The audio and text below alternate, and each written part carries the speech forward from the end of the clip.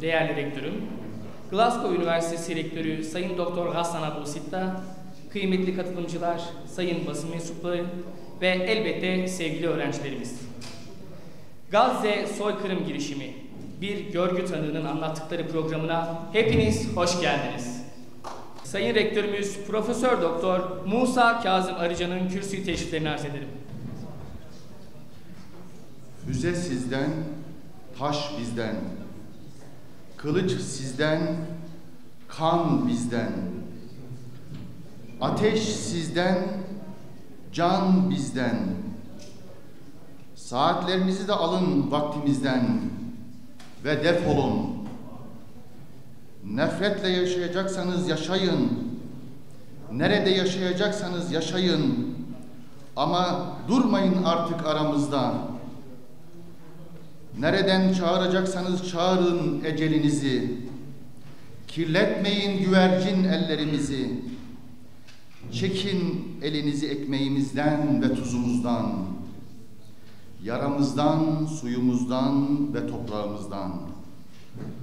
Alın hissenize düşeni de kanımızdan. Haydi defolun.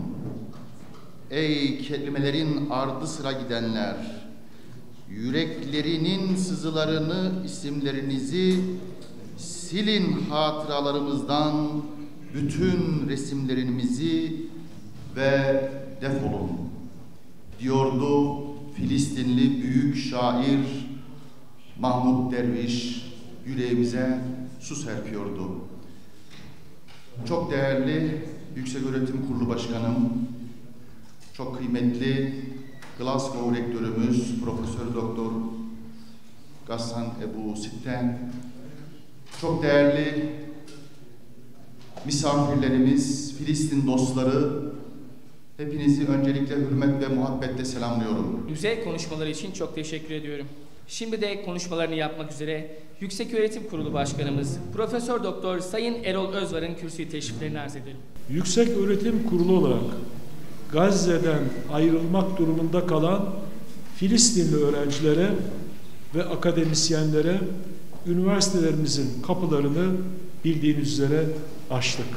Birkaç aydan bu yana pek çok Filistinli öğrenci bugün itibarıyla üniversitelerimizde eğitim, öğretimlerine devam etmektedir. Çok kıymetli misafirimiz Ghassan Abu Sitta, İsrail ordusunun Gazze'deki Filistin hastanelerinde işledikleri suçlara tanık oldunuz. Lahey'deki Uluslararası Ceza Mahkemesi savcılığı tarafından yürütülen İsrail soruşturması bağlamında Gazze'de gördüklerinizi savcılığa aktardınız. Bunu biliyoruz. Bu nedenle Avrupa ülkeleri size Schengen giriş yasağı koydu. Bu durum ifade özgürlüğünün açık bir ihlalidir. Birçok batılı ülkenin çifte standardının da bir başka örneğidir. Sizin ziyaretleriniz bir turnusol kağıdı gibi batıdaki çifte standartları ortaya çıkarmıştır. Sizi Türkiye'ye davet ettik. Schengen ülkelerinde izin verilmeyen, tanıklık ettiğiniz tüm olayları serbestçe lütfen ifade edin. Davetimizi kabul edip Türkiye'ye geldiğiniz için teşekkür ederim. Bu toplantı vesilesiyle kıymetli basın mensupları bir ilanda sizlerin vesilesiyle bulunmak istiyorum.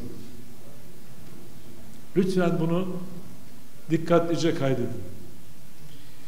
Dünya üniversite akademisyenleri ve gençleri Gazze'de yaşanan katliamlar karşısında insanlık vicdanıyla protesto eylemleri yapmaktadır. Türkiye'deki üniversite yönetimleri, akademisyenleri ve öğrencileri de bu eylemlere katılmakta ve Gazze'deki soykırımı telin etmektedir. Buna karşın Birleşik Devletler'de, Batı Avrupa'da, Kanada'da, akademisyenlerin ve öğrencilerin bu barışçı eylemleri karşısında akademik özgürlüğün, ifade hürriyetinin ve demokratik hakların sözde savunucuları batılı üniversite yönetimleri antidemokratik ve özgürlükleri kısıtlayıcı tedbirler almakta ve üniversite mensuplarına büyük baskılar uygulamaktadır. Bu konudaki haberleri uluslararası basından takip ediyoruz. Bugün bu haklı eylemlere katılan akademisyenlerin bir kısmının işlerine maalesef son verilmekte ve üniversitelerden atılmaktadır. Öğrenciler de yakından takip ettiğimiz kadarıyla üniversitelerinden uzaklaştırılmakta ve kayıtları silinmektedir. Ben buradan Yükseköğretim Kurulu Başkanı olarak siz kıymetli basın mensupları vasıtasıyla batılı üniversitelerden Gazze'deki katliamlara sırf karşı çıktıkları için işini kaybeden bilim insanlarına ve öğrencilere sesleniyorum. Batılı akademisyen ve bilim insanlarına Türk üniversitelerinin kapıları açıktır. Buyurun ülkemize gelin. Bu topraklar baskı gören batılı insanlara her zaman kapılarını açmıştır. 15. asrın sonunda Avrupa'da zulüm gören Yahudilere kapılarımızı nasıl açtıysak, İkinci Dünya Savaşı arefesi ve esnasında Nazi zulmü ve baskısı altındaki bilim insanlarını üniversitelerimize nasıl kabul ettiysek, aynı şekilde bugün de sizleri aramızda görmekten büyük bir memnuniyet duyacağız. Önümüzdeki günlerde bu amaçla Yükseköğretim Kurulu'nun web sitesinden bir duyuruyla bir başvuru sayfası düzenleyeceğiz. İnsancıl eylemleri sebebiyle işine son verilen Avrupa, Kanada ve Birleşik Devletler'deki üniversite hocaları ile üniversitelerinden koparılan uluslararası öğrencilere diledikleri takdirde şartlarına uygun olarak yatay geçiş veya özel öğrencilik dahil ülkemizde eğitimlerine devam etme imkanı tanıyacağız. Buradan işini kaybeden, öğrenciliğini kaybeden, batıda eğitim gören uluslararası öğrencilere davette bulunuyor. Onları bu başvuru sürecine davet ediyoruz. Sayın Başkanımıza konuşmaları için çok teşekkür ediyorum. Şimdi programımız konferansımızla devam edecek. Ancak siz değerli misafirlerimize bu bölümün Türkçe olmayacağını hatırlatarak ihtiyaç duymanız halinde kulaklıklar vasıtasıyla çeviri dinleyebileceğinizi aktarmak isterim. Ve konuşmaları için konferansımızın değerli konuğu Sayın Doktor Hasan Abu Sitta Beyefendi'yi davet ediyorum. Buyurun. دائما أبدأ رحلتي بهذه الحرب بدأت ب 9 أكتوبر. ب 7 أكتوبر كان عندي قناعة أنه الحرب ستأتي إلى غزة وستكون قاسية. لم أكن أدرك أنها ستكون بهذه القسوة. فتوجهت إلى مصر يوم 8 أكتوبر يوم الأحد. وفي صباح 9 أكتوبر يوم الاثنين دخلت إلى قطاع غزة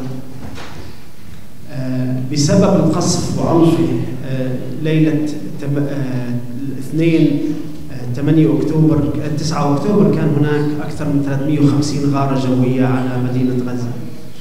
لم أتمكن للوصول إلى مستشفى الشفاء إلا صباح يوم الثلاثاء. وفي يوم الثلاثاء عندما دخلت إلى مستشفى الشفاء والتقيت مع أستاذنا ودكتورنا الدكتور عبد اللطيف، كان من البداية هناك إحساس أن الهجمة المصعوبة قاسية بدرجة أنه في أول بضعة أيام كانت مستشفى الشفاء ممتلئة بالجرحى. أذكر أول يوم عندما توجهت إلى قسم الحروق والتجميل اللي هو التخصص تاعي، كانت المستشفى ممتلئة باليوم الثالث بالجرحى. وعلينا أن نتذكر أن الحرب جاءت بعد 16 عاما من الحصار المستمر، فكان القطاع الصحي يعاني من نقص حاد بكافة المستهلكات، كافة الأدوية في بداية الحرب. أذكر مريضة بعمر 15-16 عام تعاني من حروق 60% بجسمها، ولما توجهنا للعناية المكثفة لرعايتها كان في نقص حاد بمواد التعقيم، اضطرينا أن نستخدم الصابون العادي لتعقيم جروح بسبب انقطاع هذه المواد. خلال الأسبوع اللي أول أسبوع مع تزايد أعداد الجرحى تبين لي من مكاني كجراح بقسم الحروق إنه هاي الحرب كانت حرب ضد الأطفال. 50% من الجرحى كانوا من الأطفال، وكان هناك عملية منهجية لإزالة أحياء كاملة، فيلقى بين 5 و10 قنابل تزن كل قنبلة 2000 رطل على حي، يزال هذا الحي. بدأنا نرى ظاهرة ما أسميناه الطفل الجريح بدون أي عائلة ناجية. وكان أهمية بالشفاء هذا التعرفة هو لأنه هذول الأطفال لحظة ما بعد العملية ليست هناك عائلة ترعاهم، فكان ترعاهم قسم الرعاية الاجتماعية بالمستشفى. ووصل عدد هذول الأطفال من هذا الفئة إلى أكثر من 120 طفل بس بمستشفى الشفا خلال شهر 10 و11.